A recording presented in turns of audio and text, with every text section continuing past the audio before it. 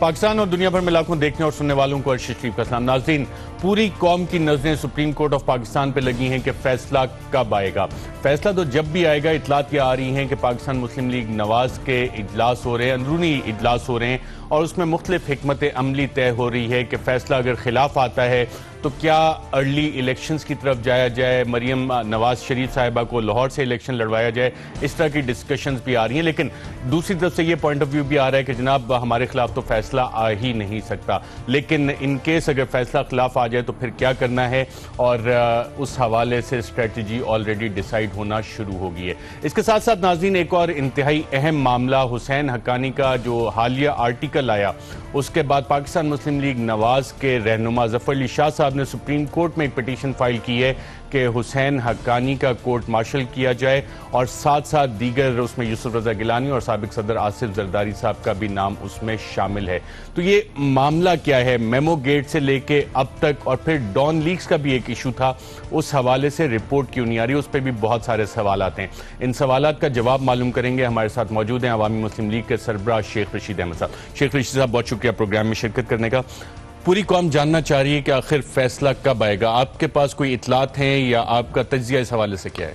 मुझे तो खुशी होती है कि सारी एजेंसियां मिलकर, सारे इदारे मिलकर, आज की हाई टेक एडवांस टेक्नोलॉजी मिलकर फैसले की तय तक नहीं पहुंच सकी।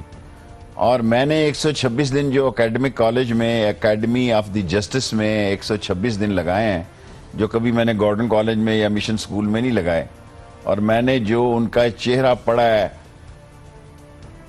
इंशाअल्लाह ताला मजबूरी है, कानून के एहतराम में मुझे कहना पड़ता है कि नून और कानून में से एक का ताबूत निकलेगा और मैं फैसला ज़हनी तौर पर 20 करोड़ लोगों में अकेला आदमी हूं जो कहता हूं करप्शन का जनाजा निकलेगा, करप्शन का ताबूत निकलेगा।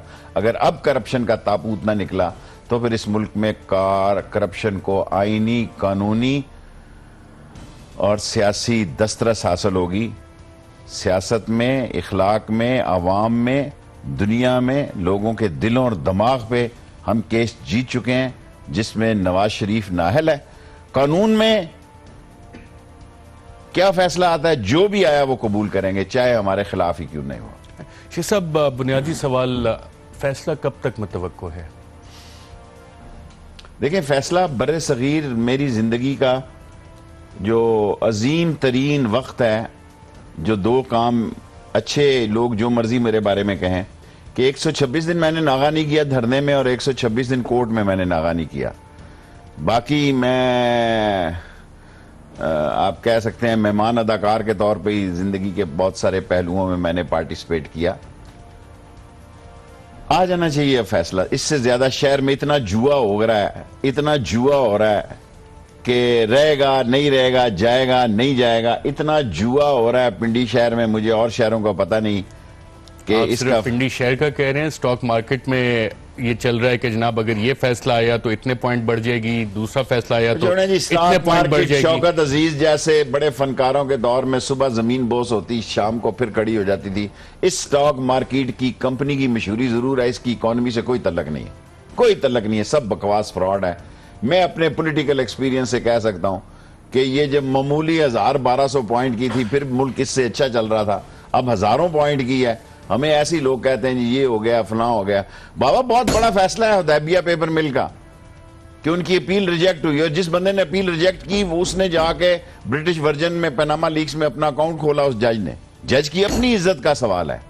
आप डेटे देखें ना, जिस दौर में ये अकाउंट बाहर गया वो मोटरवे के बाद का डेट था। ये सारी बातें मैं आपके सामने सुप्रीम कोर्ट में कह चुका हूं।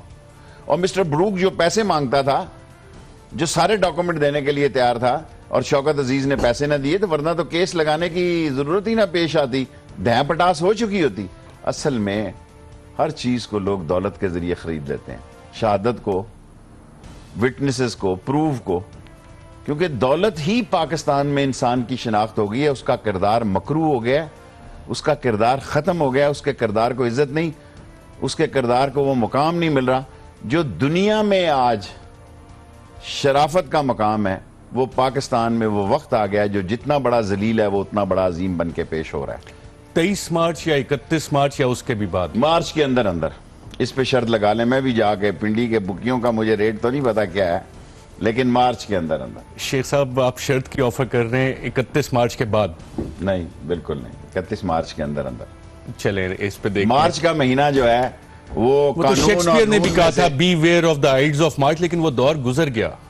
शेक्सपियर अभी भी पढ़ने वाले पढ़ते हैं, और हबीब जालब वाले भी क्राउड है, छेछी का छत्ती वाला भी है, और TH और थ्रू वाला भी है। सो ये नहीं आप कह सकते कि शेक्सपियर को लोग पढ़ते नहीं है, शेक्सपियर का भी क्राउड है। और अकल की बात खत्म नहीं हुई बेवकूफ़ों की मंडी में, अकल आज भी जिंदा है बेवकूफ़ों की मंडी में।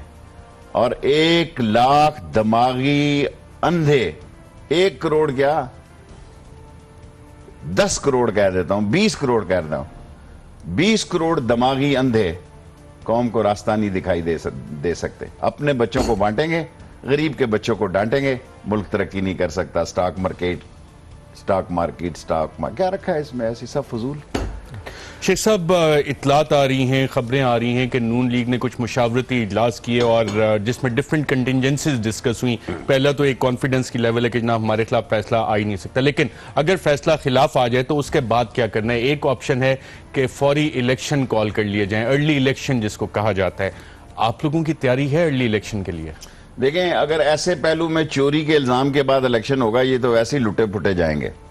फिर तो हमें देखें, इलेक्शन एक अपोजिशन का इलेक्शन एक हवा का नाम है। अपोजिशन का इलेक्शन जो है वो सबसे ज्यादा जिम्मेदारी, मैं तो प्राइम मिनिस्टर का कैंडिडेट नहीं हूं जी, मैं अपनी पार्टी की कोशिश करूंगा तरीके इंसाफ से मिलकर, इमरान खान से मिलकर, खासतौर पर ज्यादा से ज्यादा कैंडिडेट्स को अकोमोडेट कर सकूं और खुद भी 2 सीटों पे अकोमोडेट हूं। अब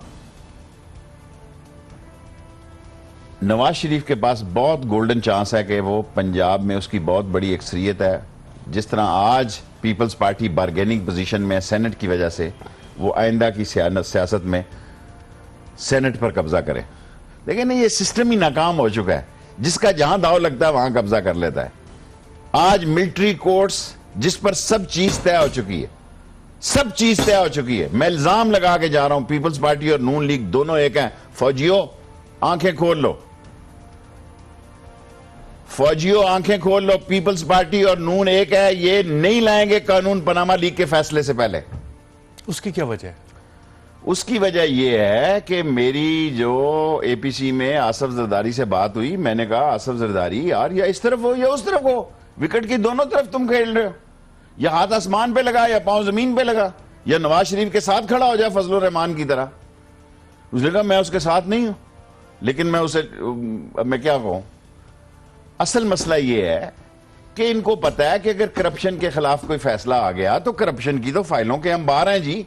अगर इलेक्शन सर पे आ गए तो हर आदमी करप्शन में फड़क फड़क फड़क फड़क उसके कागज डिस्क्वालीफाई हो जाएंगे। इनको यह प्रूव करना, देखें इस वक्त गवर्नमेंट होती है ना, तो कागजों को इन्होंने संभाला दिया हुआ। CBR सारी रात खुला रहा है, 126 दिन CBR की लाइटें रात को जली रही हैं जनाब। प्राइम मिनिस्टर हाउस का एक मखसूस कमरा जागता रहा है। लंदन में वो जुल्फकार साहब जो है बड़ी देर तक बैठे रहे। और ये कानून हमें बेवकूफ बनाते हो जी फैसले से पहले कि स्विट्जरलैंड से मुआहदा करने जा रहे हैं मार्च में। वो तो जिसके कागज मांगोगे उसका हो। मैंने कहा सबसे पहले शेख सईद के डॉक्यूमेंट मांगो। Sheikh Saeed is a master man, Sheikh Saeed is a front man. उसने कितना पैसा स्विट्जरलैंड से शिफ्ट किया है।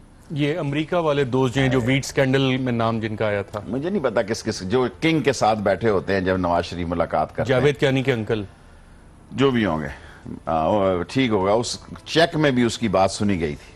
सही है, आपकी याददाश्त जवान है। मैं जरा थका हुआ हूँ, सेकंड हैंड हूँ, रिंग और पिस्टन बैठे हुए हैं, सिर्फ बॉनेट के सर पे चल रहा हूँ, तो इसलिए जरा कभी कभी।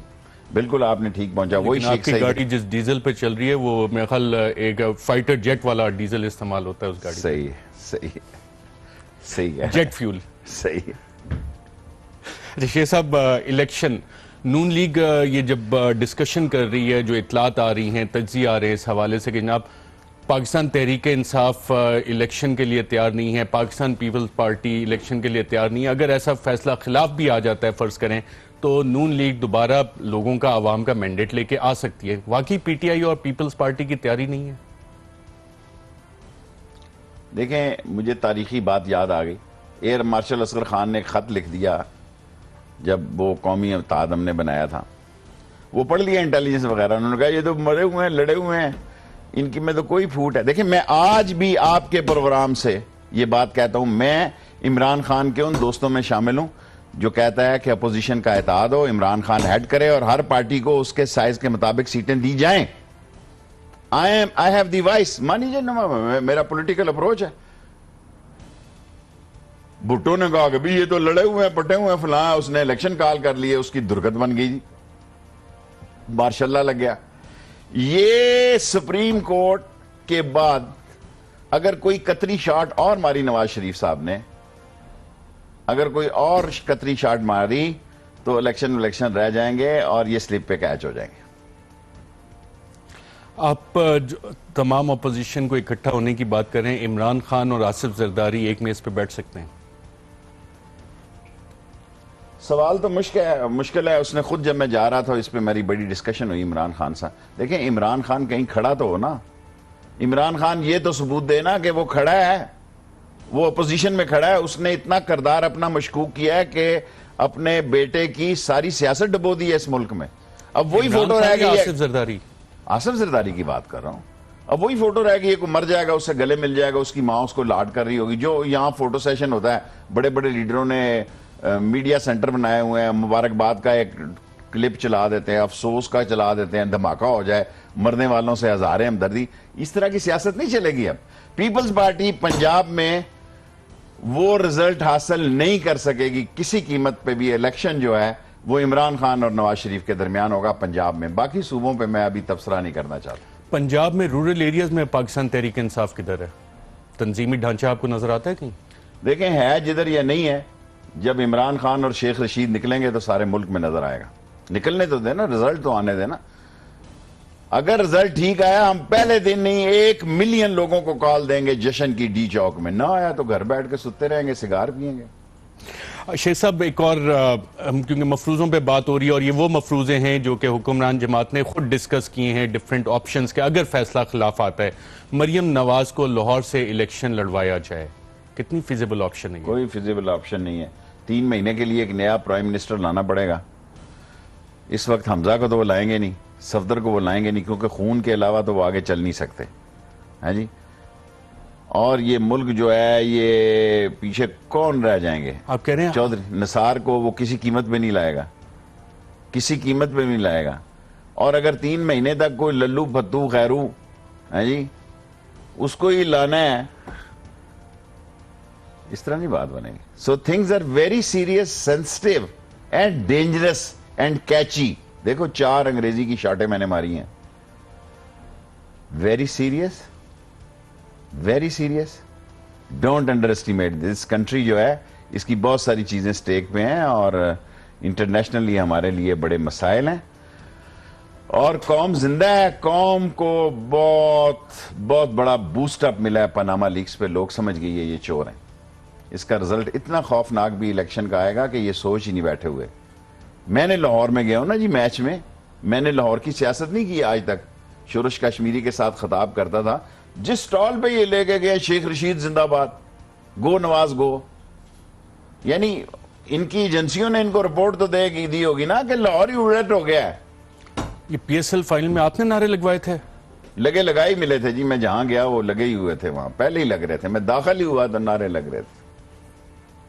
शेख साहब, आपने जिक्र किया कि हमजा शहबाज, और हमजा की बहुत जो मुश्किल हालात में थे, वाहिद शख्सियत थी जो पाकिस्तान में रही, सारी चीजें देख रहे थे। आप कह रहे हैं हमजा पे भी एतबार नहीं, शहबाज शरीफ पे भी एतबार नहीं है? सियासत बड़ा बेरहम दिल का खेल है। बाप के कहने पे बेटा बाप की आंखें निकलवा देता है। बेटा बाप की आंखें निकलवा देता है कि इसकी हवस अभी इक्तदार की खत्म नहीं हुई।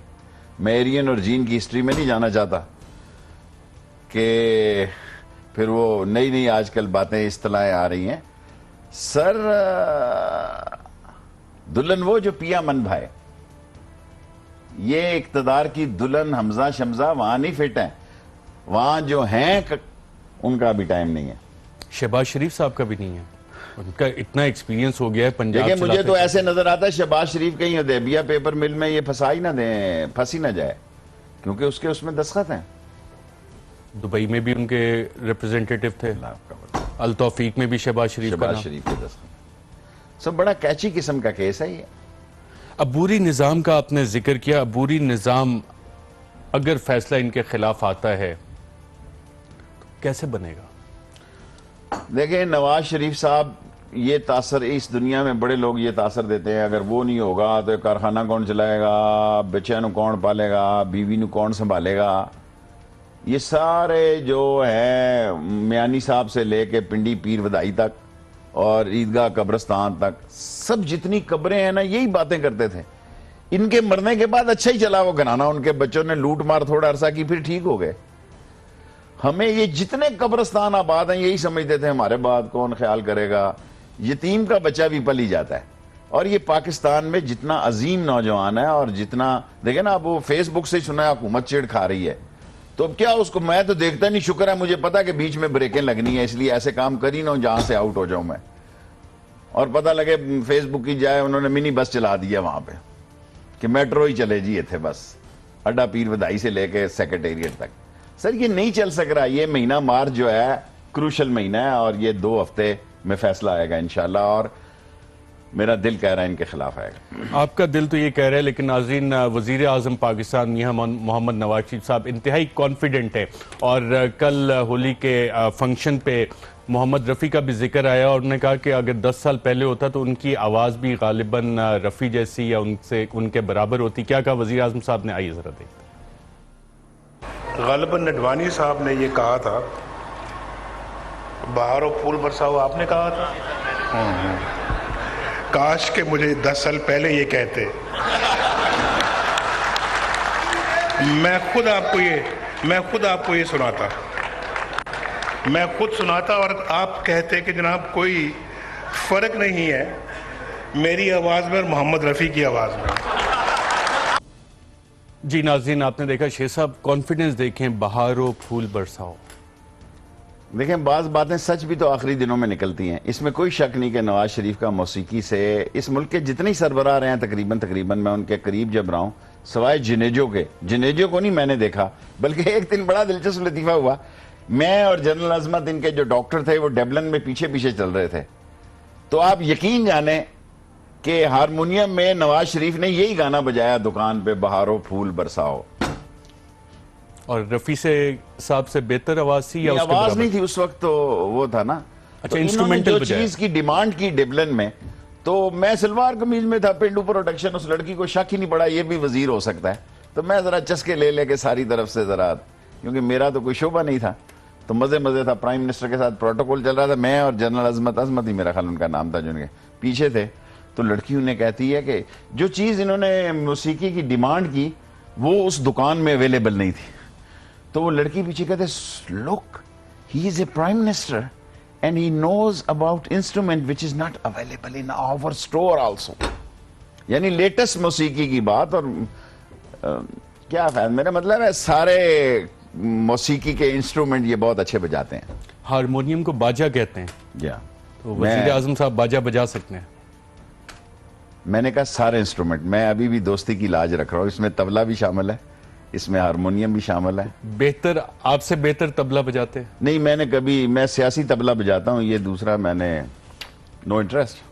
मैंने फालतू, हारमोनियम को बाजा कहते हैं। हाँ, मैं समझ गया यार, तू मुझे क्या समझता है, मैं पिंडी से आया हूँ, तुम इस्लामाबाद वाले हमें अभी भी समझते हो कि मैं भी गार्डन कॉलेज से पढ़ा हूं। सही है। जब तो जिस वक्त आपने पढ़ा उस वक्त गार्डन कॉलेज वो नहीं था, वो कुछ और था, गार्ड कॉलेज था। जब हमने पढ़ा उस वक्त गार्डन कॉलेज था, जब हम प्रेसिडेंट थे गार्डन कॉलेज के। हम प्रेसिडेंट थे जब हमने भुट्टो का जलसा पलट दिया और उसे कहा तू यहां जलसा नहीं कर सकता था। हम प्रेसिडेंट है जब ऐलान ताशकंद पे ढाका फॉल पे हमने दुनिया की तारीखी कुर्बानियां दी। ये सारी बात की। Time is the important factor. आपको बता दिया कि Nawaz Sharif can use all the musical instrument of the मौसीकी, ऑफ द म्यूजिक। अच्छा, पनामा केस का इस म्यूजिक के शौक से भी कोई ताल्लुक है या नहीं है? नवाज शरीफ को शुरू से ही लंदन पसंद था, फ्रॉम वेरी बिगनिंग। तो मैंने तो ये शहादत नहीं दी वहाँ कानून में, बहुत बुरी बात थी। मैं छोटा इंसान, मेरा अंदर का शेख रशीद मुझे लान तान करता है यार के। मैंने तो डॉक्यूमेंट पे गया, ज़ाहिर है मैंने भी वो घर देखा ही हुआ था। लेकिन मैंने ऐसी कोई बात नहीं की जिससे सुबकी हो किसी की, या मैं कानूनी बात करना चाहता था। और मैं नवाज शरीफ को इतना बोल्ड देखना चाहता था कि नवाज शरीफ कहे यस यार लोग स्टेप डाउन करते हैं। क्या कनाडा की वो मलका नहीं जिसने कहा मैं कैद हो गई हूं, ये क्या मेरा मियां, I am leaving this prison. दुनिया में लातादाद लोग ऐसे हैं जिन्होंने कहा यार इनफ इज इनफ, मैं अपनी फ्री लाइफ को। लेकिन जब खौफ पैदा हो जाए, जिन लोगों की शिनाख्त सिर्फ दौलत और हुक्मरानी हो, हम देखें ना ये बेचारे एमए पास अकाउंटेंट, ये वो फलां, एमबीए फलां, मिलिट्री फलां, जब दौलत आती है तो हर किस्म का ब्रेन खरीद लिया जाता है। इनके पास इतना ब्रेन जरूर था कि पैसा कैसे बनाया जाता है और उस पैसे से ब्रेन कैसे खरीदा जाता है, और ब्रेन हैमरेज भी फिर हो जाता है। नाज़रीन, यहाँ पे एक वक्फा लेते हैं। वक्फे के बाद जब दोबारा वापस आएंगे तो सिक्योरिटी लीक्स के हवाले से लीडर ऑफ अपोजिशन कौमी असेंबली में खुर्शीद शाह साहब ने भी जिक्र किया। जफर अली शाह साहब ने हुसैन हक्कानी के खिलाफ सुप्रीम कोर्ट में कोर्ट मार्शल करने की दरख्वास्त दी है। ये आखिर मामला क्या है और ये किधर को जा रहा है? एक वक्फे के बाद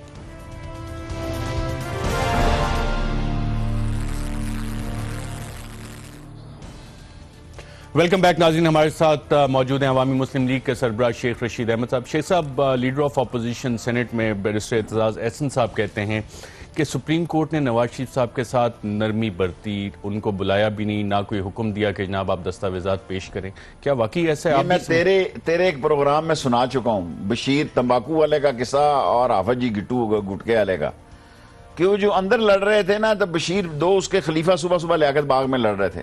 बशीर बिलमान ने उसका सीधी मारो पुट्ठी मारो, वो हाफिज जी उस पर चढ़े जा रहे थे, जीरू ऊपर से पकड़ नीचे से पकड़, वो बाहर आ गया। कहना उस्ताद जी अगर लगता है ना तो अंदर आके खाड़े तुसी लगा लो, जो दाव पे होता है। अब एतजाज एहसन सारी उम्र पछताएगा मेमो गेट में हिस्सा ना लेके। मैं 3 दफा उसके घर गया, गेट में इसमें मेमो गेट पनामा में, सारी जिंदगी पछताएगा। ये तहरीक जो है जो मर्जी अब बयान दे, और लतीफ खोसा साहब सारी जिंदगी पछताएंगे इसमें हिस्सा ना लेके, होल लाइफ एक मार्क लग जाएगा। They were the best lawyer of this country and they didn't participated in this important case, and an unknown unfamed man named by Sheikh Rashid participated and won the case. क्या वजह थी? लतीफ खोसा साहब इतने बड़े वकील, एतजाज एहसन साहब चाह भी रहे होंगे, और अंदर का जो देखे ना, उसने इतना बड़ा, जरदारी साहब ने तो मना नहीं किया इनको। उसने मुझे कहा कि आप जरदारी साहब को फोन करें। मैंने कहा मैं इमरान खान को पूछे बगैर ये काम नहीं कर सकता। मैं आया हूं उसके कहने पे तेरे पास, लेकिन मैं जब तक खान ना मुझे कहे मैं नहीं फ़ोन कर सकता जरदारी साहब को। और उसने कहा तू फ़ोन कर या शाह महमूद करे। मैंने कहा भी मैं तो कोई इतना, मैं अपना केस लड़ लूँगा, खान को ज़रा थोड़ा बहुत आया था कि ये और वो, और मैं कहा यार इन सब से मैं अच्छा लड़ूंगा। और जब मैं डाइस से उतरा तो तीनों सरकारी वकीलों ने कहा शेख साहब कमाल कर दिया है। रात भी हम आपको डिस्कस करते रहे हैं प्राइम मिनिस्टर हाउस में, और अब भी करते हैं कि केस आपने अपनी साइज से बड़ा लड़ा है। बट द थिंग इज़ कि आप एतजाज की बात कर रहे थे, एतजाज का जब भी जिंदगी पे वक्त आया, अब वो पीपल्स पार्टी से वैसी फसूल अटैच है ना, उसकी आसफ जरदारी के दिल में कदर। देखें, आसफ जरदारी एक ऐसी गन है जो कारतूस उसके काम का ना हो तो वो फारिग कर देता है। लेकिन सेनेटर एतजाज एहसन का प्रोफाइल शायद पीपल्स पार्टी से बड़ा है कि नहीं है? था, लेकिन डिसीजन हो। मैं अवामी मुस्लिम लीग एक छोटी पार्टी है, मैंने इमरान खान की वजह से उसको बड़ा नहीं किया। मैं चाहता मैं बड़ा कर सकता था, मुझे भी लोग चंदा दे सकते थे, मुझे भी लोग, लेकिन मैंने कहा मकसद अजीम होना चाहिए, इसलिए मैंने अवामी मुस्लिम लीग बनाई। शुजात और परवेज मेरे भाई थे। मुशर्रफ ने मुझे कहा, जब मुशर्रफ ने कहा कि इसको सेक्रेटरी जनरल बनाओ, इन्होंने कहा नहीं हम मुशाहिद हुसैन को बनाएंगे, ये हाईजैक कर जाएगा सारा कुछ। सो मैंने इनको कहा जी मैं 6 महीने बाद आपको छोड़ जाऊंगा, शुजात साहब, परवेज साहब, मैं अपनी पार्टी बनाऊंगा, उसको ज्यादा लॉन्च नहीं करूंगा, उसे एक एकेडमी बनाऊंगा कि टीवी के जरिए कौम को सच्ची बात बताऊं। और मेरे अंदर खुदा ने वो सोच पैदा कर दी है कि मैं मर तो सकता हूं, झूठ नहीं बोल सकता कौम के सामने, गलत सोच सकता हूं, लेकिन कौम की रहबरी और रहनुमाई गलत कर नहीं सकता। मेरी ज़हनी कैफियत और मेरी ज़हनी सोच और मेरा इंटरनल स्ट्रक्चर शायद इतना बड़ा हाई फ्लाई जोन में दाखिल ना हो सके, ना हो, लेकिन जितनी मेरी सलाहियत है उसके मुताबिक मैं रोज 365 दिन में एक दिन भी छुट्टी नहीं करता। और मैं फर्ज के तौर पे, जिहाद के तौर पे, अल्लाह ने अगर मुझे पैसे नहीं दिए, कि ये 9-9 करोड़ रुपए के जलसे करने के, मैं उसका मशकूर हूं कि उसने मुझे लोगों के जहनों में मेरे लिए वो मुकाम बना दिया कि मैं दिन में 1 की बजाय 2 जलसे करता हूं और मुफ्त करता हूं। अगर पैसे लेने भी चाहूं तो 1 करोड़ रुपया महीने की ऑफर मेरी जेब में पड़ी हुई है। तो आप सेनेटर एतजाज एहसन साहब को मशवरा दे रहे हैं कि वो एक अलग सियासी जमात बना के या उसमें से अलग जो लाइक माइंडेड लोग हैं उनको लेके अलग हो जाए। सियासत में वक्त एक आगे से गुजरता है। The man who catch it he is the man of the match. एक वक्त गुजरता है, आगे से लहर गुजरती है।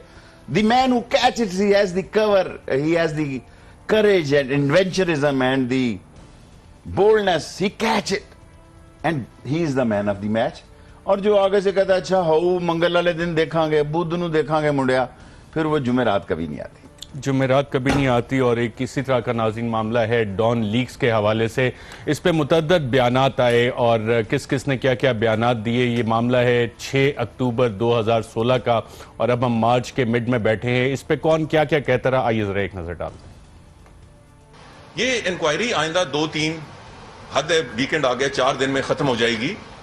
फिर हर एक को आजादी होगी जो भी अपनी वो काम करना चाहे, उसकी कोई रुकावट नहीं। Committee is headed by a retired जज ऑफ द हाई कोर्ट, सो उस हवाले से ये खुद मुख्तार है। मगर मुझे बताया ये गया है कि रिपोर्ट तकरीबन तैयार है और आइंदा चंद दिनों में हुकूमत को पेश कर दी जाएगी। डॉन लीक्स, जैसे मैंने कहा कि आखिरी एक्सटेंशन मैंने दी थी कमेटी की रिक्वेस्ट पे, जो कि इस महीने की 7 तारीख को खत्म हो रही है, इस अगले महीने की 7 तारीख को खत्म हो रही है। मुझे अंदाजा है कि रिपोर्ट आइंदा चंद दिनों में वज़ारत दाखिला को मिल जाएगी और हम हुकूमत को पेश कर देंगे। डॉन लीक का जो मसला है वो आप मीडिया को ये भी सब पता है कि वो उसके ऊपर इंक्वायरी हो रही है। उसकी इंक्वायरी का हम उम्मीद करते हैं कि आने वाले चंद दिनों में उसका जो रिजल्ट है वो हुकूमत पाकिस्तान जो है वो लेके आएगी, मीडिया के साथ शेयर भी होगा। जो डॉन लीक्स की आपने बात की है, जिस तरह रिपोर्ट आती है वो जाहिर है उसको उसके अकॉर्डिंगली जो भी फैसला होगा वो सुनाया जाएगा और जब भी रिपोर्ट कंपाइल होगी। जी शेर साहब, जब भी कंपाइल होगी। देखें, डॉन लीक मैं कहता हूं कहीं चौधरी निसार ही जो है ना जी वो भंबड़ बैठ में ना आ जाए। अब फौजी जनरल बाजवा साहब जहां जा रहे हैं, फर्स्ट फार्मेशन कमांडरों का पहला सवाल ये था Dawn leaks, if a prime minister house is not safe for the national interest discussion and decisions then what to do. मैं क्वेश्चन रीड कर रहा हूं। और सेकेंडली मैं समझता हूं कि फातमी को कह दिया गया, Fatmi is no more there. मैंने परवेज रशीद का कौम को बता दिया था कि उसका घुट भरा है और कल मैंने परवेज रशीद के करीबी जो मेरा मलेदार है उन्होंने कहा जी सिर्फ मैं ही क्यों, वाई ओनली मी, सिर्फ मैं ही क्यों। देखें, इस मुल्क में जुल्म यह है कि अपने बच्चों और अपनी औलाद को बचाते हैं और गरीब के बच्चों को भेंट चढ़ा देते हैं। डॉन लीक का जी फैसला इसी मार्च में आ सकता है, इसका भी फातमी जाएगा और उसके बाद क्या फौज को वो कबूल है या नहीं कबूल है। इनफैक्ट फौज इतने सारे माहौल में फंस गई है, सी पैक में फंस गई है, उसका एक बड़ा इजलास हो रहा है अगले महीने बीजिंग में या कहाँ। फौज जो है मरदमशुमारी में फंस गई हुई है, फौज कराची में फंसी हुई है, फौज फाटा में फंसी हुई है फौज कितनी जी जो हर जगह फंसी हुई है। सो इतनी फंस फसाई से बेहतर है कि इस सारे फंसे माहौल से बाहर निकल आए। एक और मामला हुसैन हक्कानी साहब का वॉशिंगटन पोस्ट में जो आर्टिकल आया, वो क्या समझते हैं आप, पाकिस्तान पीपल्स पार्टी पे एक ड्रोन हमला किया है हुसैन हक्कानी ने? आप इस नजर से देखते हैं, मैं हुसैन हक्कानी को एज ए स्टूडेंट लीडर जानता हूं जब जमीयत में स्टूडेंट लीडर था, इस्लामी जमीयत उलमा में, है जी। और ओवर स्मार्ट, गद्दार, माफी चाहता हूं, उसका भाई एक मेजर भी था मेरे शहर में। मैं इंफॉर्मेशन एडवाइजर था ये नवाज शरीफ साहब का। तो बेनजीर के खिलाफ किरदार कुशी की मुहिम का फंड रखा गया बहुत बड़ा। उस वक्त करोड़ों का फंड बड़ा फंड होता था, अब तो अरबों का भी कुछ नहीं ना।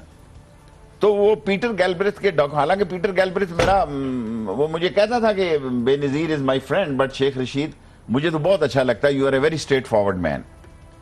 तो जब भी आता था मुझे भी ड्राइव पे ले जाता था। अमेरिकन एम्बेसी कहती थी शेख साहब वो मिलना चाहता, बावड़ा बाजार आते ये डरते थे लाल हवेली। इनफैक्ट पीटर गैलब्रेथ के दस्तखत मुझे, मैं कहा जी मेरी तो इंग्लिश में कंपार्ट है मियाँ साहब, मैंने तो बीए कंपार्ट के साथ किया था। मैं तो वो नहीं हूं पहली शूट में जिसके कभी डिग्री शक में नहीं हो सकती, क्योंकि लिखा होगा कि इंग्लिश बी पेपर कम पार्ट। इसने इस तरह जबरदस्त लिखा जी, पीटर गैलब्रेथ, दोनों कागज रखे गए नवाज शरीफ साहब के सामने, मैं भी साथ ही बैठा हुआ था। आप खुदा पे यकीन करें, यही नहीं पता लग रहा था असल कौन है और नकल कौन है। फिर एक ऐसा वक्त आया, general Rashid was the minister information, या जो ISPR का जो क्या होता है, तो ये बाहर किताब लेके बैठा हुआ था विजिटर बुक पे, और ये इतना इनक्लाइन था कि मुझे इंफॉर्मेशन एडवाइजर बनाया जाए, फलां बनाया जाए। फिर किस तरह लोग जंप मारते हैं, गोल्डन लोटे टाइप ये लोग होते हैं। इसने टाइम निकाला है कि पाकिस्तान में क्राइसिस का टाइम है, पनामा आ रहा है, ये आ रहा है, मेमोगेट आ रहा है।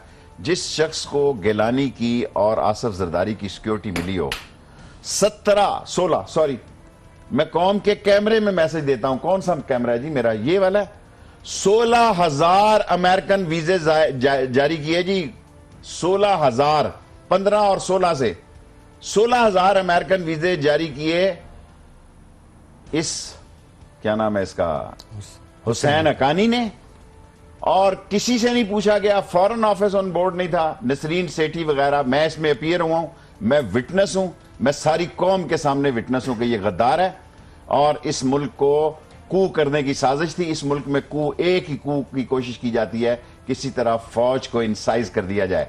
ये करप्ट सियासतदान फौज से घबराते हैं, हालांकि फौज बेचारी यही सोचती रहती है यार पाकिस्तान का कुछ बन जाए, और वो डायनेमिक लीडरशिप पाकिस्तान में नायाब है। इस किस्म के बेईमान लीडर हैं। 16,000 वीजे इसने जारी किए अमेरिकन एम्बेसी से। जो वीजे दुबई से जारी हुए उसकी मुझे खबर नहीं है, कितने जारी हुए मैं कौम से कभी गलत बयान नहीं दूंगा। ये मेरी कौमी स्टेटमेंट है कि 15 से 16,000 वीजे इसने अमेरिकन को जारी किए, और ये ब्लैक और फलां और क्या और चाइल्ड द लेबर, क्या था, save the labour, save the children, save the children, अल्लाह आपको भला करे। सेव द चिल्ड्रन के अम्ब्रेला के नीचे एबटाबाद कमीशन की अभी तक रिपोर्ट नहीं आई, और जिस दिन एबटाबाद रिपोर्ट कमीशन आई, कौम मुझे सल्यूट करेगी, शेख रशीद जिंदाबाद, क्योंकि मैं I was the first man जिसने कहा कि ये गद्दारों के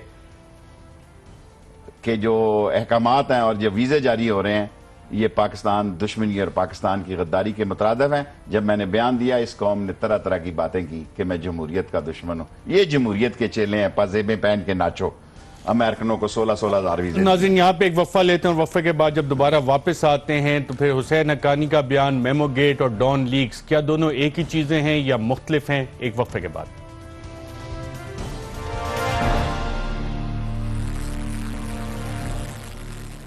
वेलकम बैक नाज़रीन। शेख रशीद साहब, डॉन लीक्स का मामला और कमीशन बन जाता है, हुसैन हक्कानी मेमोगेट कमीशन बन गया, एबटाबाद कमीशन बना, गिलानी साहब कह रहे हैं एबटाबाद कमीशन की रिपोर्ट मंजर आम पे लाई जाए, हामिद मीर पे हमला होता है, कमीशन बन जाता है, रिपोर्ट मंजर आम पे नहीं आती, मॉडल टाउन होता है, कमीशन बन जाता है, रिपोर्ट मंजर आम पे नहीं आती। कमीशन ये कौम कब तक खेलेगी? और कमीशन बना के मामले दफना दिए जाते हैं, बैकग्राउंड में डील्स होती हैं। देखिए, कौम बाहर नहीं निकलती ना, कौम। मैं नूर खान कमीशन में भी, जिस तरह मैंने एबटाबाद कमीशन में मेरा तारीखी बयान है जो मेरे मरने के बाद कौम शायद उसको पढ़ेगी और पूछेगी, इस तरह नूर खान कमीशन में भी मैंने एज ए स्टूडेंट लीडर बयान दिया था एजुकेशन के लिए। मैंने 60 तालीमी इदारे बनाए, आज मेरे अस्पताल रुल रहे हैं। क्यों मुझे सजा मिल रही है? कॉलेज रुल रहे हैं। नवाज शरीफ समझता है कि ही इज द मास्टरमाइंड।